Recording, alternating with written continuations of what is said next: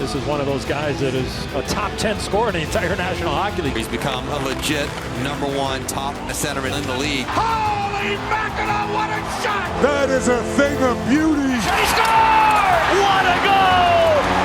Glove save made. Wow, these are plays that superstar players make. He's an elite superstar. The best in the biz. One of the best players on the planet.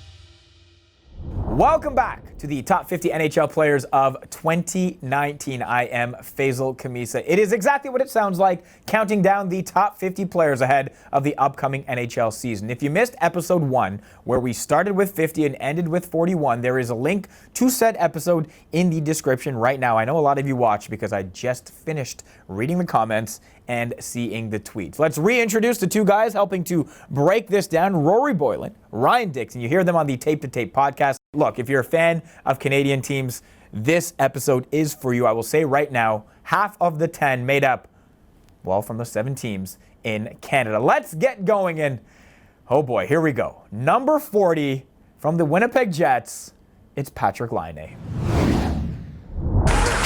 with a shot, and he scores! Oh, what a rocket by Laine! Shot score! Patrik Laine! What a treat to watch Laine tonight. It's magic.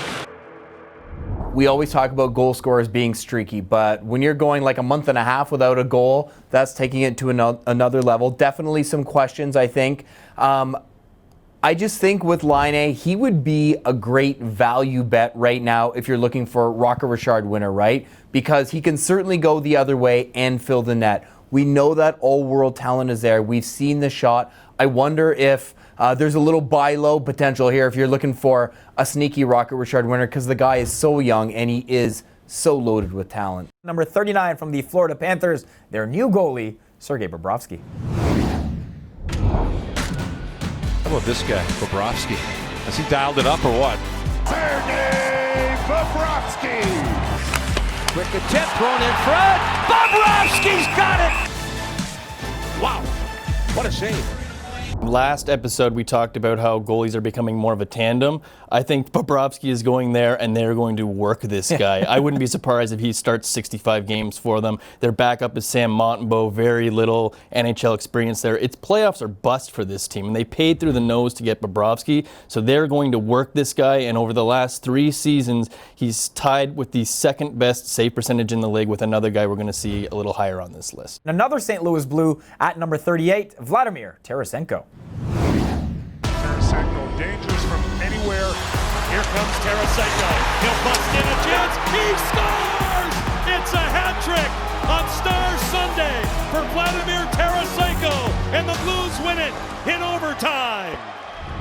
Ryan, he was 58th in scoring last season, 68 points, just 2 more than a season ago. What is the belief and what is the reasoning for having him still so high on this list? Well, I feel like I could repeat myself a little bit with Laine in that, I mean, maybe I wouldn't go to sneaky Rocket Richard contender, but I certainly feel like there's a lot of bounce back potential for Vladimir Tarasenko. Still, I believe only 27 years old. Let's not forget, we're talking about the Stanley Cup champions here, but we're also talking about a team that had a miserable season for 3 or 4 months, and he was kind of just no exception. Even some maybe loose trade chatter when things were really cratering for St. Louis.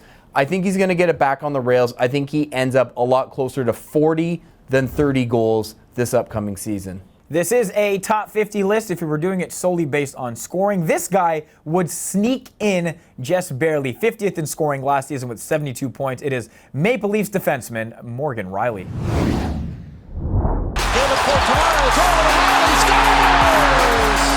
Shot off Sparks, swept away. Rielly scores! Game winner, Morgan Rielly. Morgan Rielly certainly setting the bar to new heights. It's still all about potential for Morgan, isn't it? Like, the offensive breakout came last season, but we saw a lot of improvement defensively as well. I really think they should use this guy in the penalty kill. I mean, that's an area that they can get better at. He's so dynamic. He can skate with the puck, get it up the ice and all that stuff. I think that they should use him on the penalty kill more, and if they do, then his stock is going to rise considerably more. But like you said, he had his offensive breakout season. Led all blue liners in the NHL in even strength points last year, so he's not just benefiting from that great Toronto power play. I think sometimes, you know, when you talk about players playing for the Maple Leafs, people think you're overvaluing them because they play for the Toronto Maple Leafs. And sometimes I think that goes too far, where you start seeing it with blinders and you overlook these guys. I think Morgan Rielly any year now could be in that Norris Trophy discussion, which is why he's on this list. Great team, surrounded by great players. He's going to put up great numbers. I just think if they can improve his role in the penalty kill even a little bit, that it's going to open up a whole lot more doors for him. Vancouver's hoping this guy opens a lot of doors for them as well. He was the Rookie of the Year a season ago. He is fun to watch. Elias Pettersson is next on the list. Here's Elias Pettersson and shoots, scores! Elias Pettersson with a shot, scores! This guy, number 40 in blue, is the real deal.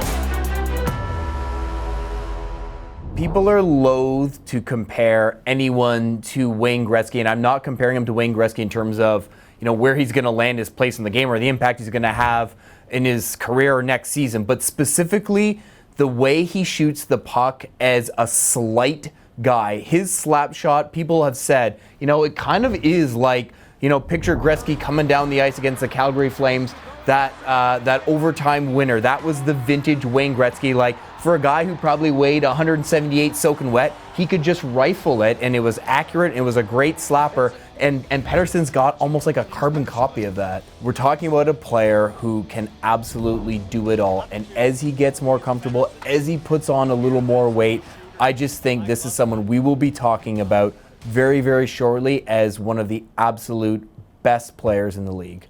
Talking about the Winnipeg Jets a lot in this portion of the list. Another one coming in at number 5, a third straight Canadian team player, third in assists last season with 71, Blake Wheeler.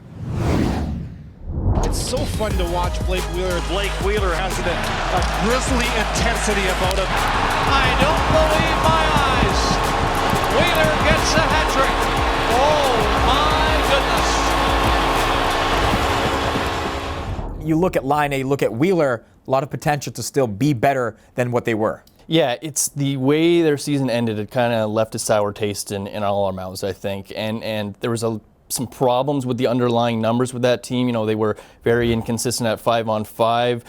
Blake Wheeler, when he was on the ice, the opponents got more shots on net than the Jets did. So there was some troubling things there. At the same time, he's still one of the best playmakers in the league. He's surrounded by great line mates. Whoever ends up playing with him, Laine, Connor, whoever the winger ends up being opposite of Blake Wheeler. And he's a tremendous leader in that dressing room too. So he's a guy who maybe can climb this list. I just think with back-to-back 91-point seasons for a guy on the wrong side of 30, again, it's probably a career year that we've seen from him, so it's just hard to see him improving from here, but I also don't think he's going to fall very far. Blake Wheeler is what he is. He's very consistent, very tough on the puck, and an elite playmaker in the league.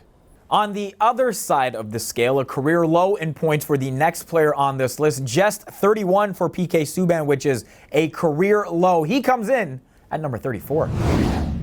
Subban advances, spins off the check, works his way in, scores! A piece of brilliance from PK Subban. That was vintage PK. PK Subban's having a tremendous individual year.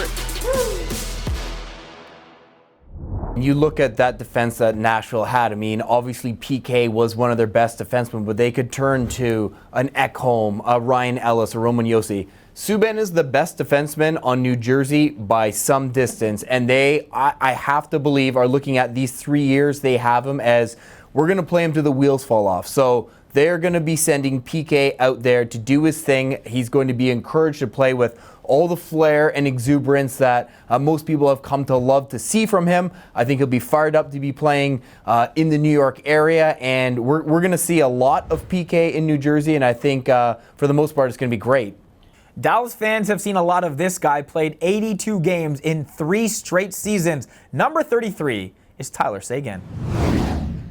The most dangerous man, Tyler Seguin. Great play by Seguin. Tyler Seguin delays. Seguin scores! Draw a bath, run a shower. That was filthy from number 91. Between 72 and 84 points, 6 years in a row, crossed over 80 points last year on one of the lowest scoring teams, best defensive teams in the league.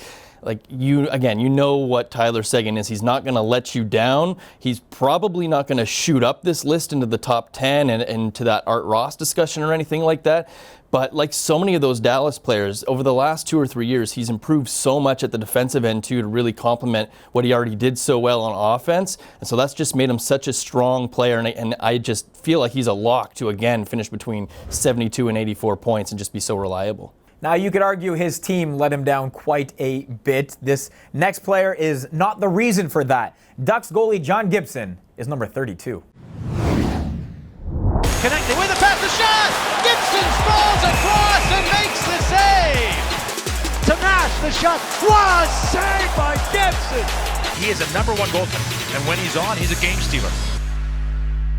He was single-handedly even keeping them relevant for a while and just getting pelted until it all became too much. I suspect if you polled the GMs in the league and said, who would you want for this upcoming season year crease, John Gibson would get a lot of votes. If you look at his numbers the past 4 seasons, his save percentage is tied for the best among guys who've had 200 starts, along with Corey Crawford and Ben Bishop. I mean, he is at the absolute top of the table for goalies in this league. You know, the old story, plays on the West Coast, plays for a team that, you know, last year wasn't very good, so does get a bit overlooked, but I feel like he is really just nudging into that territory where he could become the consensus best goalie in the world. Rounding out our list, another player from a Canadian team, number 31, Matthew Tkachuk.